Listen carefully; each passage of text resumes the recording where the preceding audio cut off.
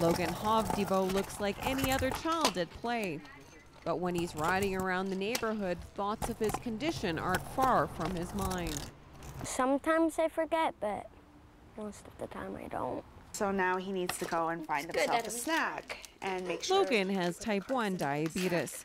It's an autoimmune disease. The pancreas stops producing insulin, the hormone that converts food to energy. It strikes suddenly and is unrelated to diet and lifestyle. He has to monitor blood sugar levels, then inject himself with insulin to keep his food level in balance with his activity. 3.7, and he's low. If he gets too low, he can lose consciousness. And if he went unconscious, we can mix this up and give it to him, and it'll bring him back within like a minute or so.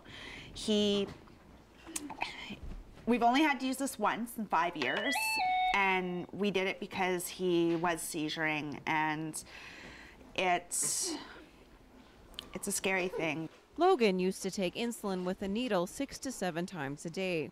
Now a pump calculates the amount of carbohydrates consumed and delivers the appropriate dose of insulin. It's better than having to get poked 12 times every day. The family had to adjust their lifestyle and schedule to take care of Logan.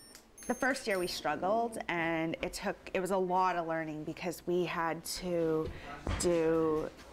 learn to count carbohydrates and everything he ate, and eventually you can just look at something and be like, okay, that's about this many carbs. Canada has one of the highest incident rates of type 1 diabetes for children under 14 years of age. Logan was diagnosed in preschool. His mom Chantel wants parents to learn the warning signs. It's thirsty, bedwetting, hungry all the time, large weight loss. Get them to the doctor, because when kids are first diagnosed, it could be like within hours they could be going into a coma. The community has rallied behind Logan and other children with the disease. This year's fundraiser for the Juvenile Diabetes Foundation brought out people from all walks of life, even a junior hockey team. The donations collected at the event will help support families and research efforts and foster a greater understanding for those affected.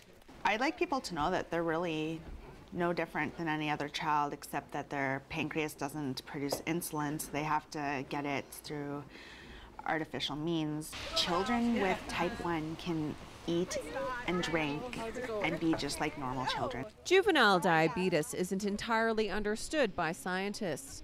Genetics and environmental triggers are thought to play a role. Children like Logan will have the disease for the rest of their life, or until researchers find a cure. I hope they find a cure. For Go, I'm Lisa Risom.